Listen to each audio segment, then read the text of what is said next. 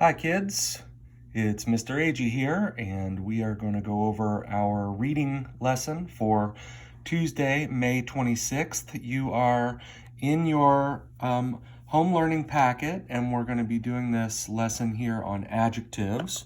Today's assignment is going to be focused on pages 35, 36, 37, and 38. At first, we're talking about adjectives, and then we're talking about using pictures and words in informational text to make sure you're understanding the text. So for adjectives, this is a review lesson. In the introduction, it tells you an adjective is a word that tells something about a noun.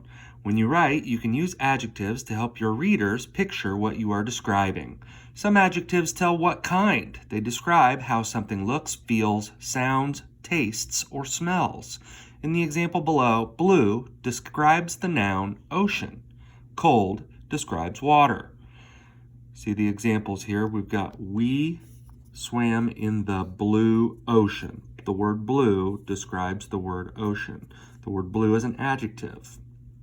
Ocean is a noun. The adjective describes the noun. The water was cold. So cold describes the noun water. You notice in the first example, the adjective is before the noun, and in the second example, the adjective is after the noun. Other adjectives tell how many there are of something. We saw 3 whales. There were many dolphins. So 3 describes the number of whales, and many describes how many dolphins there were. Not the exact number, just telling you that there were a lot of them.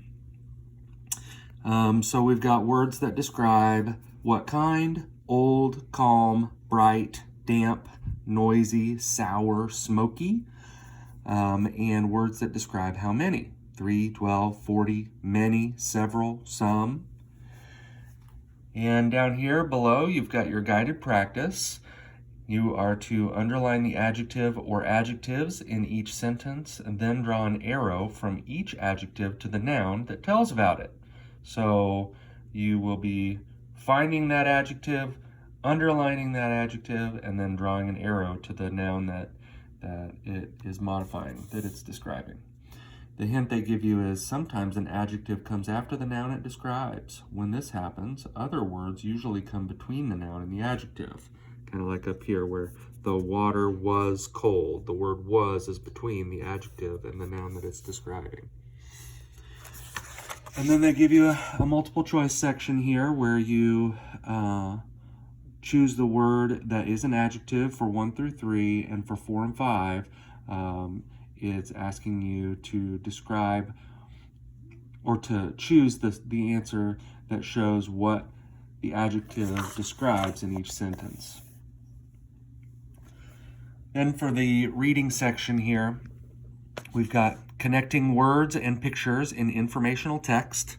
So here's the learning target. Using information from both the pictures and the words in a text will help you understand what you read. This is also review. We went over nonfiction text features in 2nd grade and 3rd grade, and reading all the words on a picture and studying the picture both can help you determine the meaning of the informational text. So, read. Texts use words and illustrations or pictures to provide information in a passage. Illustrations can also include photographs or maps.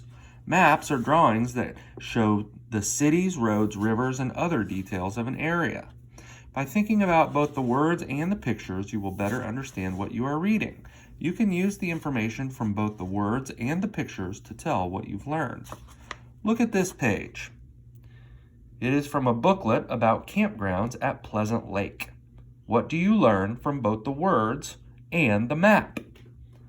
So you'll study the map, you'll look at the map, you'll read the words on the bottom of the map, and the very last thing you have to do for this assignment is fill out this graphic organizer here where you can make a bullet point list of what the words on the map tell and what the map shows, a bullet point list here.